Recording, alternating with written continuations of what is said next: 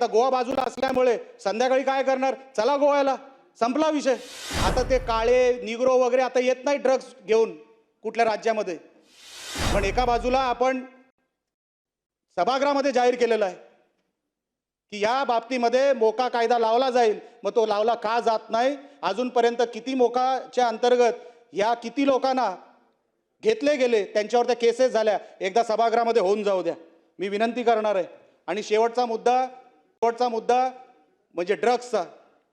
अध्यक्ष महोदय, मी ज्या सिंधुदुर्ग जिल्ह्यातून येतो, आम्ही गोवा राज्याच्या बॉर्डरवर आहोत. डुप्लिकेट दारू जी बनते ती गोवा राज्यात बनत नाही साहेब, ती सिंधुदुर्ग जिल्ह्यात बनते. जे ड्रग्ज येतात आमच्याकडे, जे 2-3 मार्ग आहेत जिल्ह्यामध्ये घुसायचे, त्या तिथूनच घुसतात साहेब महाराष्ट्रामध्ये. आपल्याकडे ड्रग्सच्या बाबतीत आपण सांगतो हा देशामध्ये प्रॉब्लेम आहे.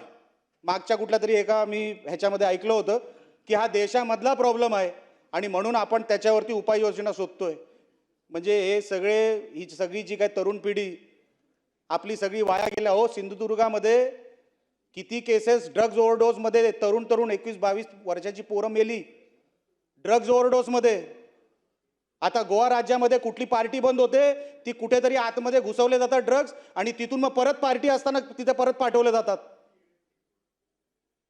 आम्ही जेव्हा तिकडच्या एसपीना सांगतो की साहेब आपण काय करताय, नुसते रेड कसले मारताय? अहो रेड तुम्ही अमुकावर माराल, पण त्याच्या मागचा ट्रेल शोधला पाहिजे तुम्ही. ते ड्रग्ज आलं कुठून, त्याचं पेमेंट केलं कोणी?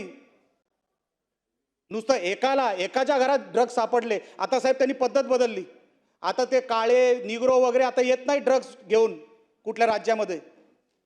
आता त्यांनी लहान मुलं जे स्कूल बॅगमध्ये, जे लहान पोरं जे फिरतात ना, त्यांच्या मार्फत आता ड्रग्ज विक्री सुरू केलेली आहे.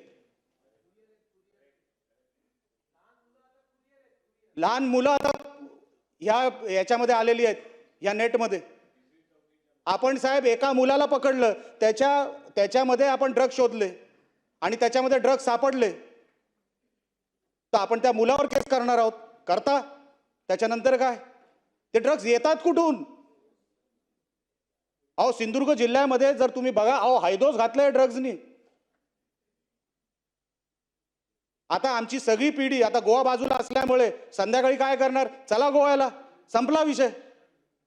मग आपण काहीतरी हे थांबवण्यासाठी आपण काहीतरी सरकार म्हणून हे करणार आहोत की नाही? अध्यक्ष महोदय, आपल्या या निमित्ताने महामहिम राज्यपालांच्या या सगळ्या अभिभाषणामध्ये समर्थन करण्यासाठी जरी उठलो असलो तरी हे सगळे विषय गंभीर आहेत, सगळे विषय महत्त्वाचे आहेत आणि सगळे विषय हे तातडीने ह्याच्यावरती लक्ष देणं गरजेचं आहे. हे सगळं बोलून मी महामहिम राज्यपालांच्या अभिभाषणाचं समर्थन करतो आणि इथेच थांबतो. धन्यवाद. अमीन पटेल साहेब.